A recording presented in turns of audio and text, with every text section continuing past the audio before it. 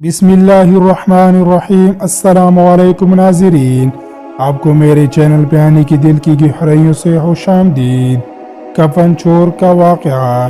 ایک دفعہ حضرت علی رضی اللہ عنہ رسول اللہ صلی اللہ علیہ وسلم کی خدمت میں پیش ہونے جا رہے تھے کہ راستے میں حضرت علی رضی اللہ عنہ کی نظر ایک شخص پر پڑی جو مسلسل روئے جا رہا تھا۔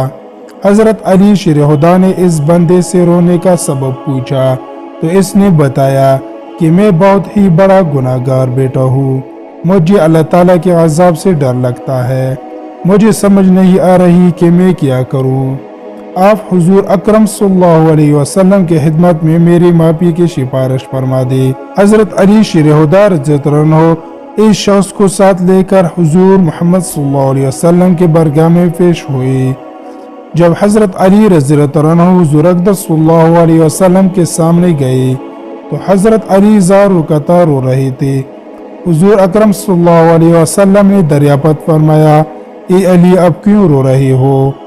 حضرت علی شیر خدا رضی اللہ عنہ نے فرمایا کہ اے اللہ کے نبی صلی اللہ علیہ وسلم، میں آپ کے پاس آ ہی رہا تھا کہ راستے میں ایک شخص کو بہت ہی زیادہ روتا ہوئے دیکھا تو اس کی حالت دیکھ کر مجھے بھی رونا آ گیا۔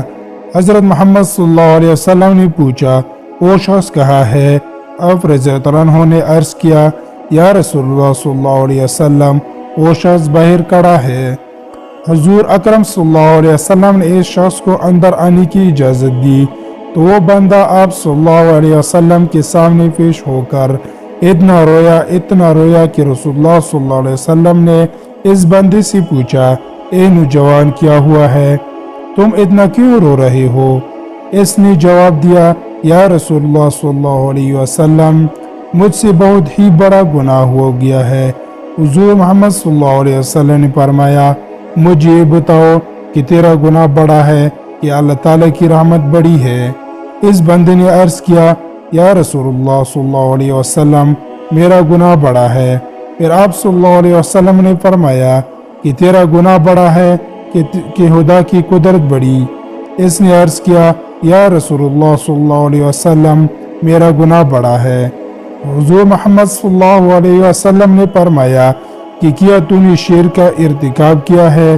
بندے نے عرض کیا، یا رسول اللہ صلی اللہ علیہ وسلم، میں نے شرک کا ارتکاب نہیں کیا۔ حضور اکرم صلی اللہ علیہ وسلم نے فرمایا، کیا تو نے کسی بندے کو قتل کیا ہے؟ اس نے کہا کہ اے اللہ کے نبی، میں نے کسی کو بھی قتل نہیں کیا۔ حضور اکرم صلی اللہ علیہ وسلم نے فرمایا کہ پھر تم نے کون سا ایسا گناہ کیا جس کی وجہ سے تم اتنا زیادہ رو رہے ہو؟ پھر اس شخص نے اپنا سارا قصہ سنایا کہ اس نے کہا، یا رسول اللہ صلی اللہ علیہ وسلم، میں کئی سالوں سے کفن چوری کر رہا ہوں۔ میں مردوں کی کفن چوری کر کے اس کو فروخت کیا کرتا تھا، اس سے جو آمدنی ہوتی تھی اس سے اپنا پیٹ پالتا تھا۔ کہنے لگا کہ کچھ دن پہلے ایک لڑکی دفن کی گئی، میں نے اپنے عادت کے مطابق اس کا کفن اتارا اور وہاں سے جانے لگا تو مجھ پر شیطان غالب آ گیا۔ اس نے میری نیت بدل دی، میں نے اس لڑکی کے ساتھ زنا کیا۔ جب میں زنا کر کے اٹھنے لگا تو میں نے ایک آواز سنی کہ جیسے وہ لڑکی بول رہی ہے، اے بدبخت بندے، تو نے مجھے مردوں کے درمیان ننگا کیا تو کہ کل قیامت کے دن بدکاروں اور زانیوں میں تیرا شمار ہوگا، اللہ تجھے بھی سب کے سامنے ننگا کرے گا۔ وہ شخص کہنے لگا کہ اس لڑکی کی آواز کا مجھ پر ایسا اثر ہوا کہ مجھے اب اپنے آپ پر اللہ تعالیٰ کا غضب محسوس ہوتا ہے، میں خدا کی پکڑ میں ہوں۔ جب رسول اللہ صلی اللہ علیہ وسلم نے اس شخص کا سارا قصہ سنا تو حضور اکرم صلی اللہ علیہ وسلم کی بھی آنکھ نم ہو گئی۔ حضور اکرم صلی اللہ علیہ وسلم نے فرمایا، تو نے واقعی بہت ہی بڑا گناہ کیا۔ حضور نبی اکرم صلی اللہ علیہ وسلم کی زبان مبارک سے جب یہ الفاظ نکلی کہ یہ بہت ہی بڑا گناہ ہے تو وہ شخص روتا ہوا باہر نکل گیا۔ اس نے سوچا کہ رسول اللہ صلی اللہ علیہ وسلم اس وقت بہت ہی ناراض ہے، ایسا نہ ہو کہ آپ صلی اللہ علیہ وسلم کی زبان مبارک سے کوئی ایسی بات نہ نکل جائے جو میری بربادی کا مزید سبب بن جائے۔ وہاں سے نکل کر وہ شخص جنگل اور پہاڑوں کی طرف چلا گیا۔ وہ شخص کئی روز اللہ تعالیٰ کی عبادت میں مشغول رہا اور اللہ سے رو رو کر اپنے گناہوں کی معافی مانگتا رہا۔ اس کو ہر وقت وہ آواز سنائی دیتی تھی، وہ ہر وقت اللہ تعالیٰ سے دعائیں مانگتا رہا۔ جب وہ شخص کئی روز معافی مانگتا رہا تو خدا نے اس بندے کی توبہ قبول فرمائی۔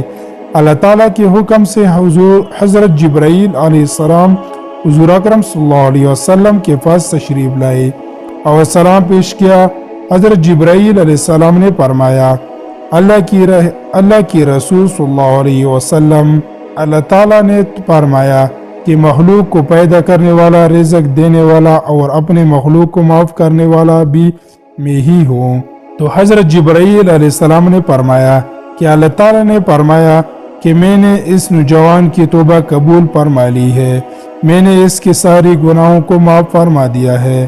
پھر اللہ کے رسول صلی اللہ علیہ وسلم نے ایک صحابی کو اس شخص کے پاس بھیجا کہ اس شخص کے پاس جا کر اس کو یہ بتائے کہ اللہ تعالیٰ نے تیری توبہ قبول فرما لی ہے، اللہ تعالیٰ نے تیرے سب گناہوں کو معاف کر دیا ہے۔